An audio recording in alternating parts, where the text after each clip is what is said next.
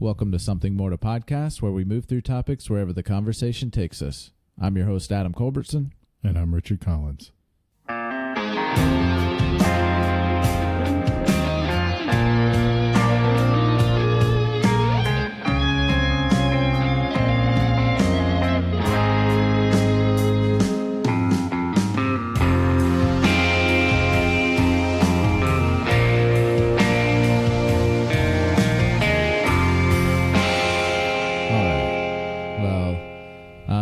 Today we're going to be doing a little bit into politics, specifically South Carolina, stuff that's going on with South Carolina.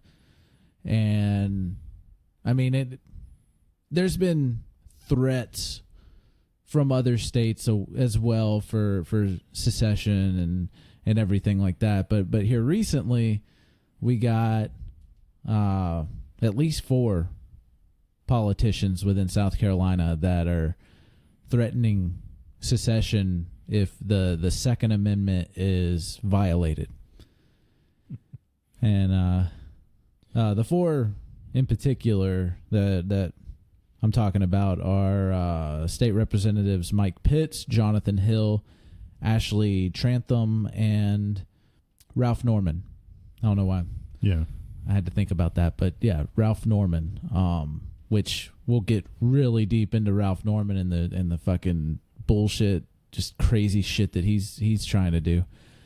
But yeah, what the fuck, man? Yeah, I don't know. Like, just gonna go ahead and throw this out there, even though I've always ever lived in South Carolina, like whole life.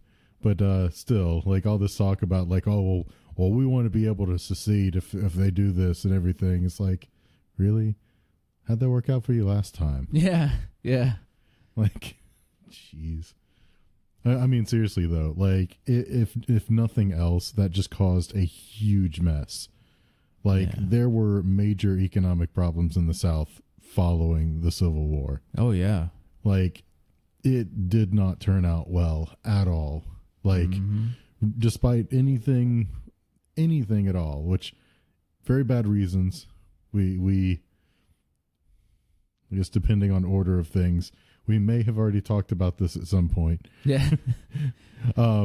But like horrible reasons to secede in the first place, but regardless of the reasons, it was a horrible thing for the South in general. Yeah, definitely.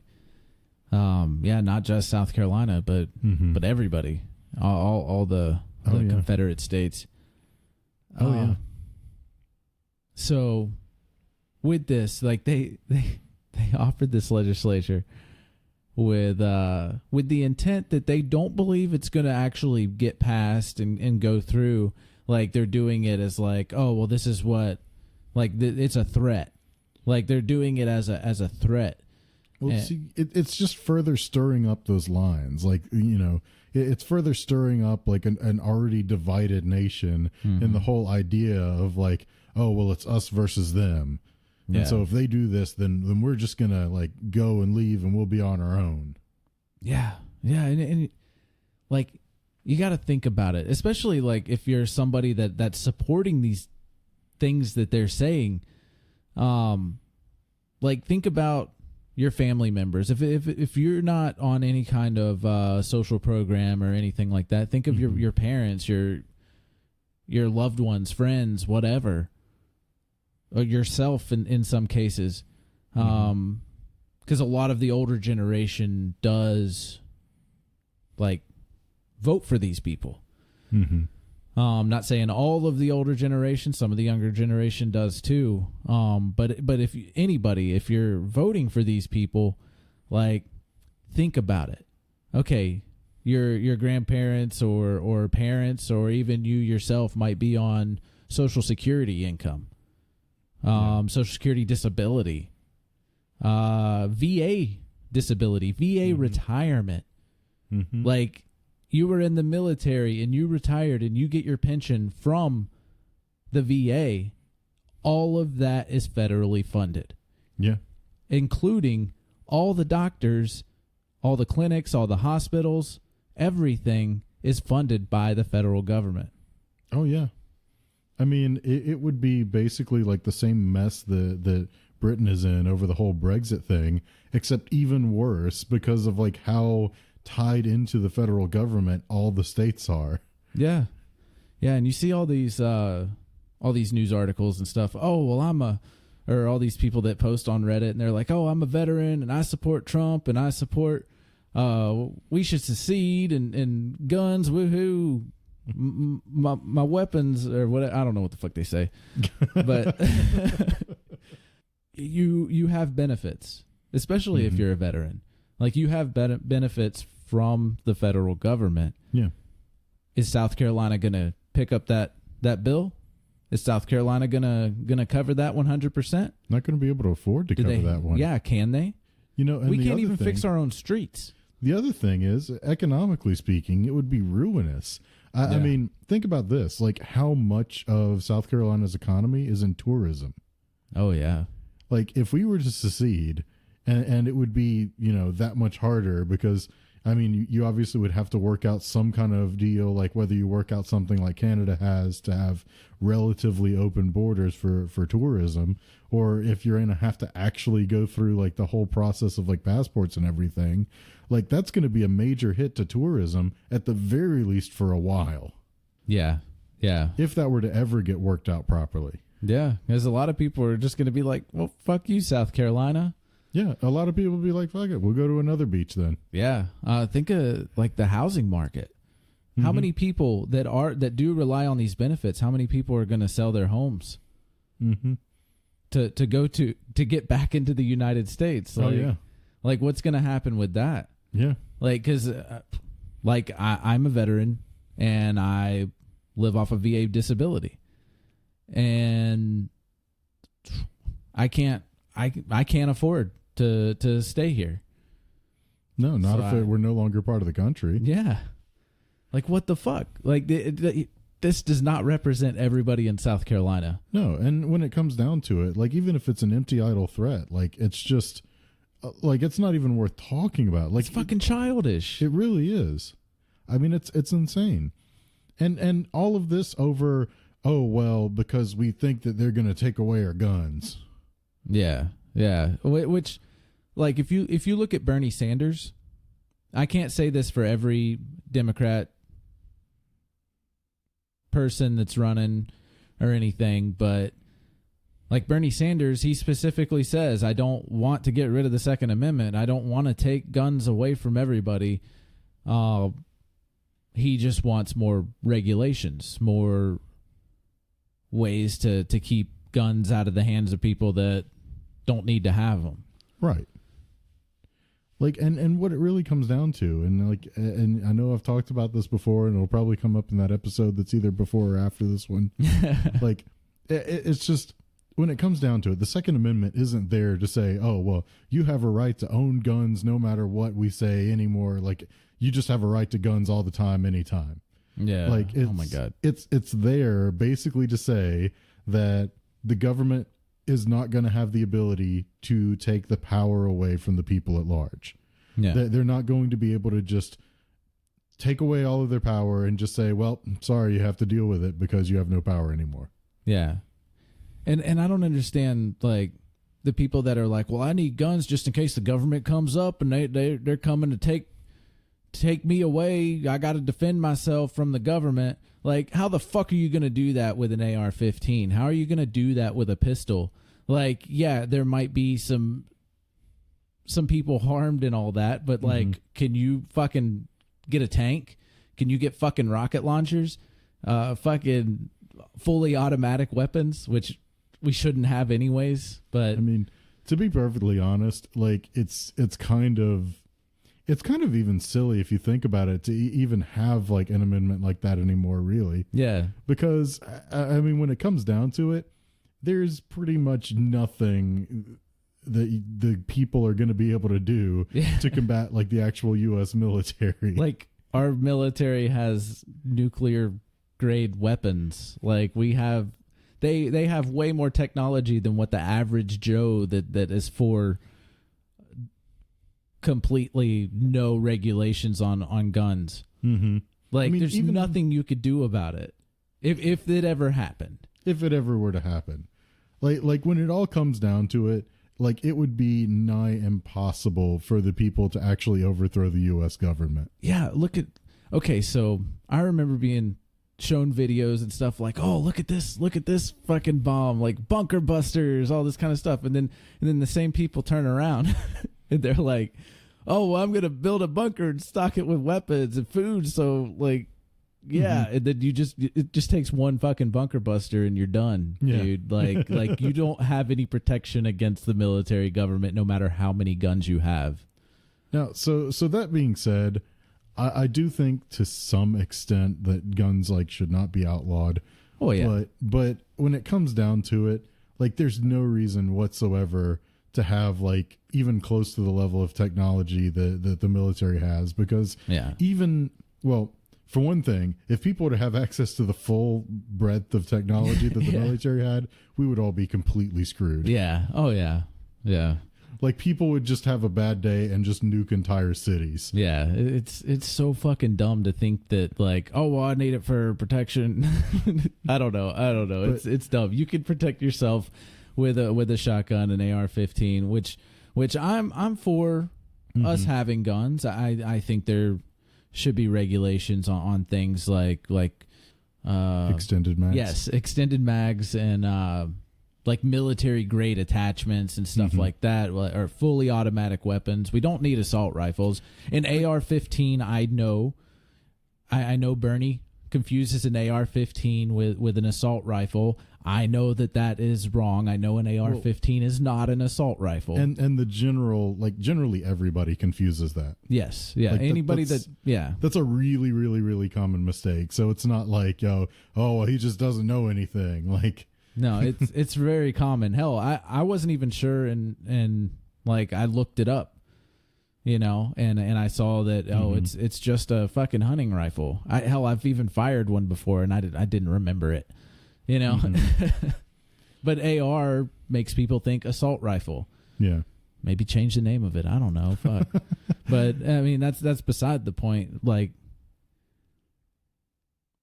There's no reason for anybody to have an assault rifle, like citizen wise. Like what the fuck are you defending against that you need a assault rifle, a fully automatic weapon, or hell, even a 3-round burst weapon? There's no practical function for a civilian to have that. Not unless zombies actually happen.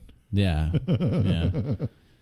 Hell, a lot of fucking bullet manufacturers and gun manufacturers have profited heavily off of people believing that a zombie apocalypse is going to happen, which it's fucking stupid. I mean, it's ridiculous. It's fun to imagine stuff, but to go out and like spend a shit ton of money to prepare for it is fucking stupid. I'm sorry. All I'm saying is the way that diseases work, like if there was some kind of virus or disease or something that was just wiping out everyone, guns are not going to save you. No, no.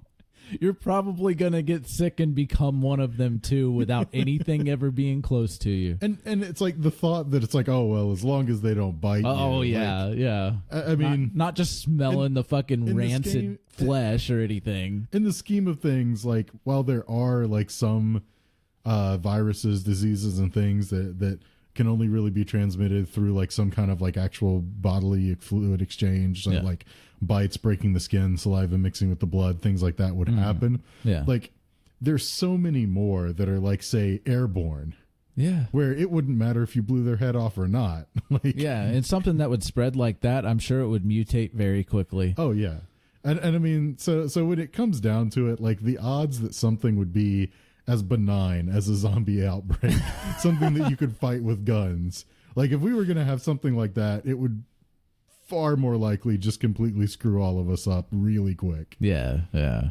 Like we would have to fight that thing with doctors and scientists, not with guns. Yes. Yeah. Oh man. People are dumb. Hell, I'm dumb too. I mean, I've been there. I mean, but the difference is a desire to actually for that look to into happen. Things. Well, I mean, I got you. I got you. The difference between like being dumb and being smart is really like a desire to know things. Yeah, yeah, it is. Like, and when I say dumb, I don't mean like for people who are like mentally challenged or things like that. Like, I mean, people who are like willfully ignorant. Yeah, that is a popular term right now. It's very common. So back to South Carolina secession. Yeah. Ralph Norman. I did not vote for him. No, me neither. Because we had a special election after Mick Mulvaney. Mulvaney. Yeah, Mulvaney. He Trump hired him to be his own on his staff, which he's still currently there. So we had a special election, and Ralph Norman was the Republican candidate, and he won, which isn't uncommon for South Carolina. It's very Republican heavy state. But this motherfucker is having a voter meeting called Coffee with Constituents. So there's just civilian voters having coffee at a local diner. Which I just want to interject here. That part of it, at the very least, I actually kind of respect. Like, I kind of respect the whole, like, going and just meeting with regular constituents and, just talking. Yeah, and it's actually a pretty common thing for Republicans, or not Republicans, but politicians to do. It's not unheard of or anything. Right. But it is a good thing to do that. Now, what he did was he pulls out his fucking pistol, loaded, by the way, pulls it out and sets it on the table and says he's not going to be another Gabby, what's her name? He pulls out his 38 caliber handgun, places it on the table at this meeting with voters, saying that he was not going to be a Gabby Giffords, which she was a Democratic congresswoman of Arizona, and she was shot in the head and badly injured at a constituent gathering in 2011 where 6 people died. He said he wasn't going to be one of those, and he even went as far as to say, well, you better be a good shot because I'm ready for you. Like, if you're going to shoot at me, it better be a killing blow, like shit like that. So he's not only like pulling out a loaded handgun in just a constituent meeting, he's threatening to fire shots into a crowd of innocent people. Yeah. That's not okay. Because is he trained to hit his shot every time? Like, has he been through professional training to where he can under stress, under distress of being shot or shot at, whether he's hit or not, does he have the capability of firing one shot back and killing the guy or woman that shot at him? And, for that matter, I would like to think at least that even professional marksmen would have some pause before trying to shoot into, like, a crowd of people. Yes. And I don't know how many people were at this, but I'm sure, okay, again, think of, your family members, your loved ones, brother, sister, mother, father, child, whatever, friend, anything. Like, they're sitting right next to this guy or girl, or woman, whatever, stands up and shoots at Ralph Norman. And then he fires back, but he doesn't hit the person that shot at him. He hits your family member. He hits your loved one. Well, and especially when you're talking about, like, bullets and everything, like, you might not even necessarily be in that diner. Yeah. Like, there's every chance a shot could, like, go through a window and still end up seriously injuring someone outside. Yeah, just somebody driving by, walking by, sitting on a bench outside. Like, he doesn't need to be holding any kind of office. And I mean, for that matter, that's another thing that's gravely different from, like, when the Constitution was set up and the Bill of Rights was set up, is population density. Like, it's not like, I mean, like, back then, if you had, like, a musket or whatever, like, black powder, like, not nearly as deadly or dangerous as the guns we have these days, But you could fire that thing in any random direction, and there was an extremely small chance that you would ever hit anybody. Yeah.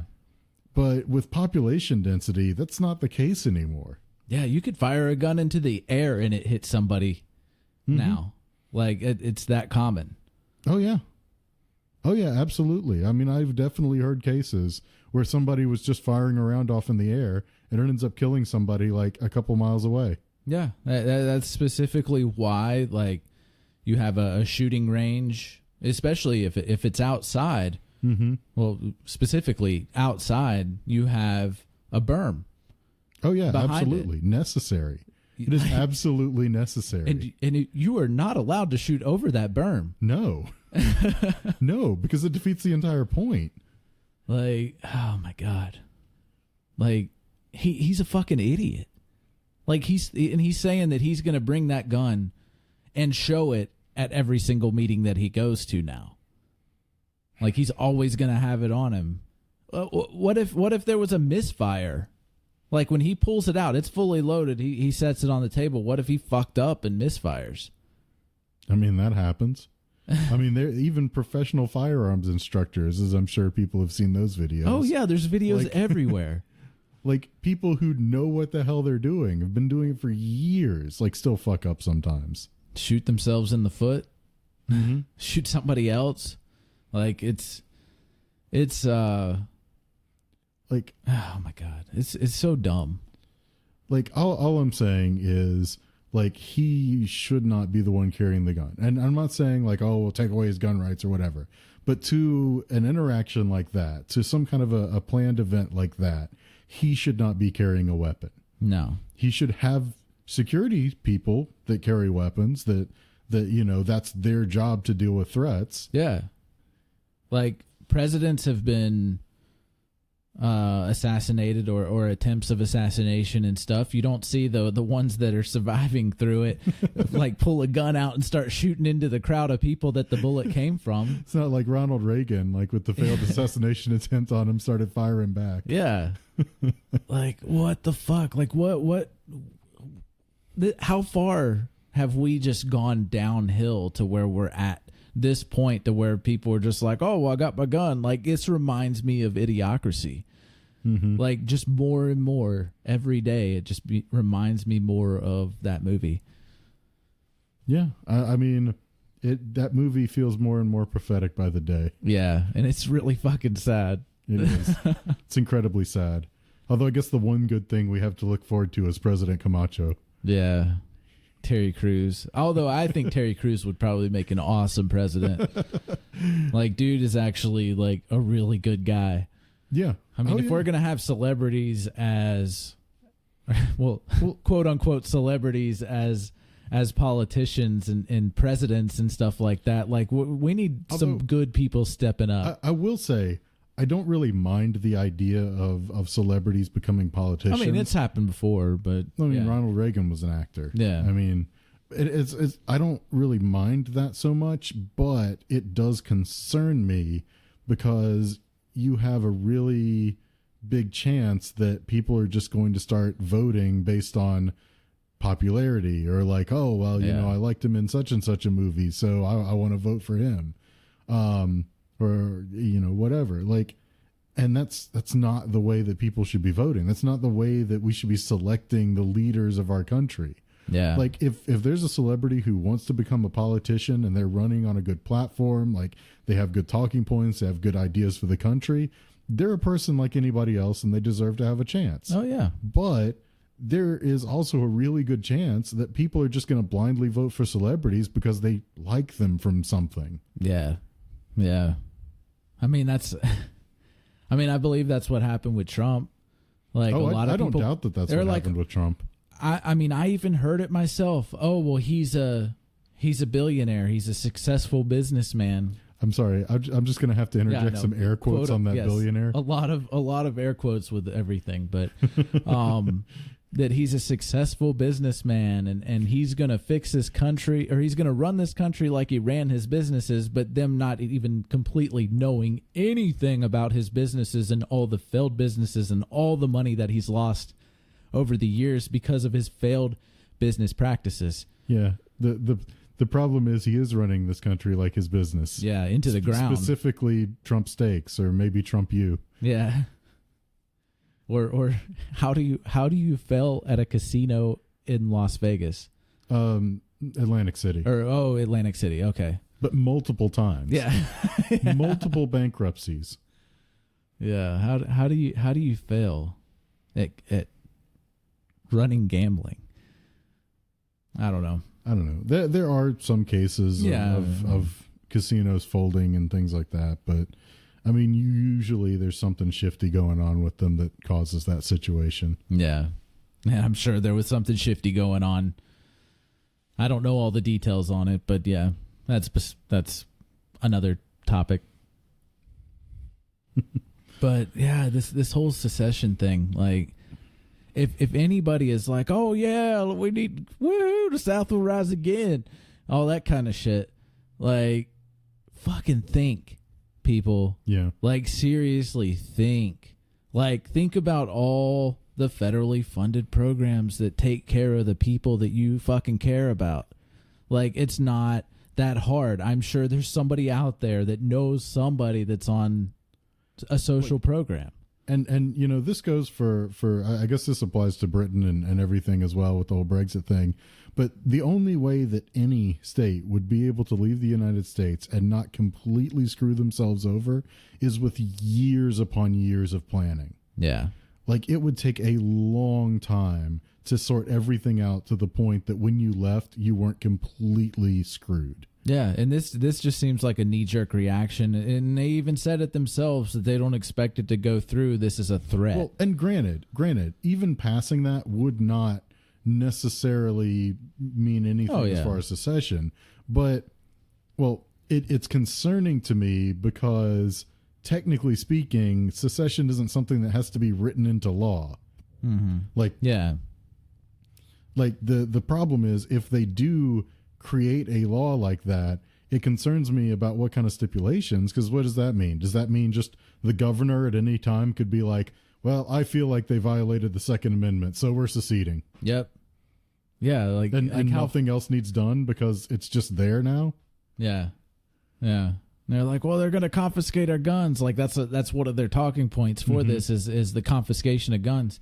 Like, I can't say for every politician that's running right now trying to get nominated for a president, for the presidential election, but like Bernie Sanders in particular said it's impossible for us to just confiscate guns. Like, we good faith, like, we got to have good faith for people turning in illegal weapons, but we can't go door to door and take people's weapons away. Like, there's no way we could do it, and they're not going to do it. Right. Like, he said it himself. Like, there's video of it out there. There's audio of it. There's fucking just writing, like articles and everything. Like, go fucking look this shit up before you speak. Yeah. But I mean, that's what it always comes down to these days. Is like whatever dialogue, whatever narrative, like the people want. Like, it's like, oh, well, they're all against us because they want to take our guns, and so it's just setting up that us versus them mentality, and that's what politics is these days. It's just feeding on our tribalism. Mm-hmm. Absolutely. It uses tribalism against us. Absolutely, and you know, that is the problem. And it's like that video I linked you earlier today. Yeah, Robert Reich. Yeah, from Robert Reich, which I highly recommend checking out his YouTube channel to anyone. Like, he lays out some things in some very clear and easy to understand facts. Oh yeah, very, very concisely explains a lot of problems with politics and economy, and with references for you to look up yourself. And it's, when it all comes down to it, this video was just talking about the fact that the biggest problem in this country has nothing to do with the right versus the left or Republicans versus Democrats. It's all about oligarchs versus democracy. Mm-hmm. It's about the rich versus the people. Yep. And the rich want to keep the people divided. Like, they want to promote these ideas of, like, racism, like these ideas of, oh, well, the left wants to take your guns away. They want to promote these ideas of, oh, well, immigrants are just out to come and do bad things in this country, so we can't have immigrants coming in. And it's all of these divisions that they keep trying to push to try and keep people distracted from the real division, like the real problem, which is the rich basically doing everything they can to stay in power and control everything at the expense of everyone else. Yep. And this is the biggest problem with Trump. It is extremely apparent that he is pushing all of these narratives. Mm-hmm. And he is one of the oligarchs. Yep. So, I don't know. There's no other way for me to put this. Like, if you look into it at all, if you look at these stats, these facts, these statistics, if you look at the things that Trump has pushed for, that is exactly what's going on here. Mm-hmm. And it is insane to me that anybody still supports him. Yeah. I mean, anybody who's not rich. Yeah. It makes sense why rich people support him. Yeah, totally. I've even heard from a rich person that, my business has been doing better since Trump took office. I don't know how it got better the minute he took office, but yeah, whatever. They're not very bright anyways. Yeah. Other than greedy. Yeah. I think greedy is the best way to describe them. Yeah. But I think that's all we got for this episode. Hope you enjoyed it. And if you did, hope you come back next week when we have something more to podcast.